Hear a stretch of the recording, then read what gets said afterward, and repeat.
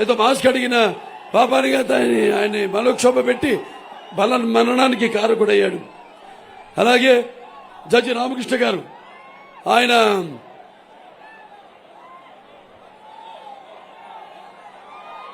మీద అక్రమ కేసులు పెట్టి ఆయనకు కూడా మనోక్షోభానికి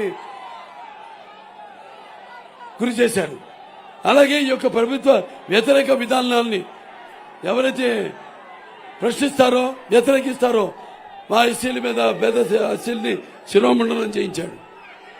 అలాగే ఈ యొక్క ఎవరైతే ఈ యొక్క రాజధాని కోసం ఉద్యమించారో నాయకులు వాళ్ళందరి మీద ఎస్సీ ఎస్టీ కేసులు పెట్టాడు. ఇలా అలాగే తెలుగుదేశం పార్టీ అధికారంలో ఉన్నప్పుడు మన ఎస్సీలు వాళ్ళందరూ కూడా ఎవరైతే పేద ఎస్సీలు ఉన్నారో వాళ్ళందరూ కూడా ఆర్థిక సహాయాన్ని అందించి ఇన్నోవా కార్లు ఇచ్చి వడ్డీ లేని రుణాలు ఇచ్చి సబ్సిడీ లేని రుణాలు ఇచ్చి వాళ్ళందరూ కూడా జీవనోపాధి కలిగించింది. అలాగే తెలుగుదేశం పార్టీ అధికారంలో ఉన్నప్పుడు మరి ఈ యొక్క ఎస్సీ ఎవరైతే ఈ యొక్క యువ పారిశ్రామికవేత్తలు ఉన్నారో వాళ్ళందరూ కూడా ఏపీఐఐసి ద్వారా ₹1 కోటి ఆర్థిక సహాయాన్ని అందించడం జరిగింది. అసలు అంబేద్కర్ విదేశీ నిధి ఏదైతుందో ఏదైతే మనం ప్రారంభించాం దాన్ని పేరే మార్చేశాడు. ఇప్పుడు జగన్ విదేశీ నిధి అని పేరు పెట్టాడు దానికి.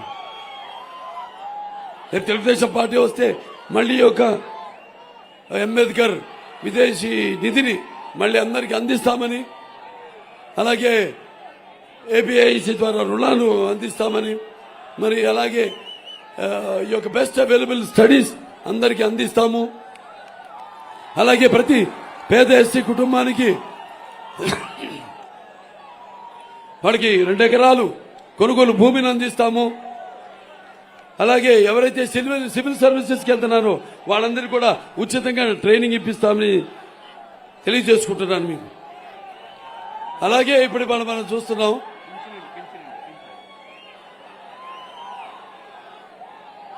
ఇవాళ మనం ఈ యొక్క సూపర్ 6 అన్న మేనిఫెస్టోతో మీ ముందుకు రావడం జరిగింది. అతనేమో మనం అప్పుడు మొత్తం ఫైనాన్స్ కార్పొరేషన్ అన్నిటికీ అంటే అది బీసీ కావచ్చు, ఎస్సీ కావచ్చు, ఎస్టీ కావచ్చు, మైనారిటీస్ కావచ్చు, ఆనాడు 75,000 కోట్ల రూపాయలు వీటిలన్నిటికీ మంజూరు చేయడం జరిగింది. ఇవాళ మొత్తం ఖాళీ చేసేసాడు, మొత్తం అన్ని మరలించేశాడు. డబ్బంతా దేనికి మరలించాడు? ఇక ముందు ఎన్నో మాయల మోసాలు. ఇక ఒకవేళ అధికారంలోకి వస్తే రాడు. ఇవాళ కనపడుతుంది మీ అందరిలో కూడా, ఎక్కడికి వెళ్ళినా కూడా అక్కడ రణగుండ పని.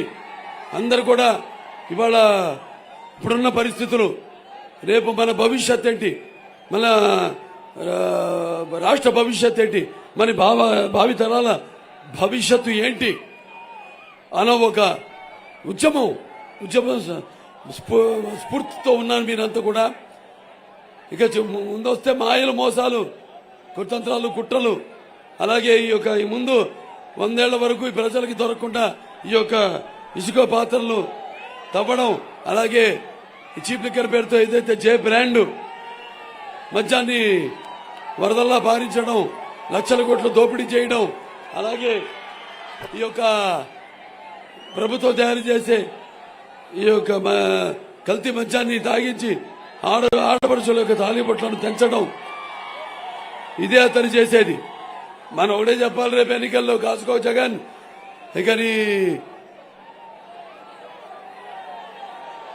పొగరు నడుము విరిచే రోజు వచ్చింది. అలాగే నీ యొక్క ఈ అహం మెడలు విరిచే రోజు వచ్చింది. అలాగే నీ అణుగుణంలో ప్రవహించే ఈ యొక్క ఏదైతే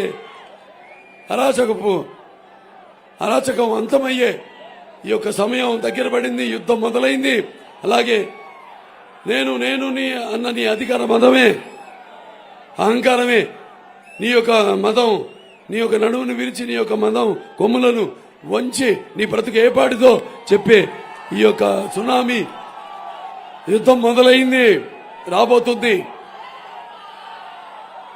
ఇంతవరకు మరి కళ్ళు మూసుకుపోయి ఒళ్ళు మరిచి నీ ఇష్టం వచ్చినట్టు పరిపాలన సాగించి మరి ప్రజలను మట్టి కరిపించి మరి చేసిన నీ దుర్మార్గపు పాలనకు మరి ప్రజలంతా ఒకటై నిష్ఠాను దీక్షగా అతన్ని మట్టిలో కలిపేసి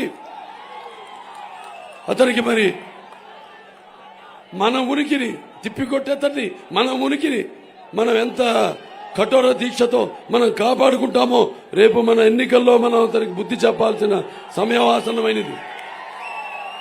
ప్రతి నరనరలో ప్రతి నరనరలో ప్రతి అణువణువులో ప్రతి రక్తపు పట్టులో అపజయాన్ని అంగీకరించి అలాగే అతన్ని చీకొట్టేలా చేసి తిప్పి కొట్టే పోటు ఎలా దాని రుచి ఎలా ఉంటుందో చూపిస్తాము అని మీరంతా ఒక సుశిక్షితులైన సైనికులుగా సంసిద్ధులు కావాలని కోరుకుంటున్నాను. ఇవాళ చూస్తున్న బొచ్చ ఆయనేమో మొదలైంది ఒక లిక్కర్, దాని తర్వాత ఈ భూ కబ్జాలు, దాని తర్వాత రైతులు ఒక 80 సంచులు పండిస్తే దాంట్లో 7 సంచులు దొబ్బేయడం. మరి వాళ్ళేమో ఏమి విద్యనేమో ఎవరికి అందనివ్వకూడదు, విద్య అందితే మరి ప్రశ్నించే ఒక ఆలోచన రేకెక్కుతుంది అని ఆలోచనతో మరి మనం చూస్తున్న రాష్ట్రంలో ఎలా అయితే అతను మాట ఇచ్చాడో ఈ యొక్క జాబ్ క్యాలెండర్ సంవత్సరానికి ఏదైతే విడుదల చేస్తానన్నాడో కల్లుబలు కబుర్లు చెప్పి యువతని మరి ఒక గంజాయికి డ్రగ్స్ కి అలవాటు చేసి ఎలా మోసం చేశాడో కనపడుతుంది మనకి. తెలుగుదేశం పార్టీ ఈనాడు మళ్ళీ ఈ యొక్క సూపర్ 6 మేనిఫెస్టోతో మీ ముందుకు వచ్చింది. మొన్ననే ఇంకా మెగా మేనిఫెస్టోను కూడా విడుదల చేయడం జరిగింది. అంటే ప్రతి మహిళ, మీరు గుర్తుపెట్టుకోవాలి మహిళలు, మీ అందరికి ముందు ప్రతి బిడ్డకి 15,000 ఇస్తానన్నాడు. చివరికి ఒక బిడ్డకి ఇచ్చాడు. ఇప్పుడు తెలుగుదేశం అధికారంలోకి వస్తే మరి మహిళలకి మీ అందరూ కూడా ఉచితంగా 3 గ్యాస్ సిలిండర్లు, అలాగే మహిళలకు ఒక 1,500 రూపాయలు నెలకి, అలాగే ఈ యొక్క చదువుకునే బిడ్డకు ప్రతి బిడ్డకు ఎంతమంది బిడ్డలు ఉంటే ఒక కుటుంబంలో అంతమంది బిడ్డలు కూడా 15,000 రూపాయలు, అలాగే ఈ జాబ్ క్యాలెండర్లు 20 లక్షల ఉద్యోగాలు, అలాగే నిరుద్యోగ భృతి 3,000, అలాగే డ్వాక్రా మహిళలు ఎవరితో వాళ్ళకి 3 లక్షల నుంచి 10 లక్షల దాకా వడ్డీ లేని రుణాలు, రైతులకు సంవత్సరానికి 20,000 బీమా, అలాగే పెన్షన్లు, వికలాంగులకు 6,000 రూపాయల పెన్షను, అలాగే రేపు ఏప్రిల్ నుంచి ఈ యొక్క వృద్ధాప్య పెన్షను 4,000 రూపాయలు. ఇవాళ ఇంత మనం 25 సుమారుగా 25 సంవత్సరాలు వెనకబడ్డాం. అయినా ఆనాడు మనం వచ్చాం కట్టుబట్టలతో. ఈ మానవాడేమో ఈ యొక్క రిషికొండను చూస్తున్నాం మనం, ఎలా దాన్ని తవ్వి తన ఒక ఖండకావరం ఎంత ముదిరిపోయిందో చూస్తున్నాం మనం. ఇవాళ ప్రశాంతమైన ఈ ఉత్తరాంధ్రను ఎంత భయభ్రాంతులకు గురి చేస్తున్నారో వీళ్ళు మీరే ప్రత్యక్ష సాక్షులు. మరి మీరు ఇవన్నీ దృష్టిలో పెట్టుకుని ఏదైతే ఈ యొక్క ఎన్నికల మేనిఫెస్టోతో వచ్చామో ఆనాడు ఎలాగైతే మన కట్టుబట్టలతో అవి భక్త రాష్ట్రం నుంచి మనం ఆంధ్ర రాష్ట్రంగా విభజించబడి మనం వచ్చామో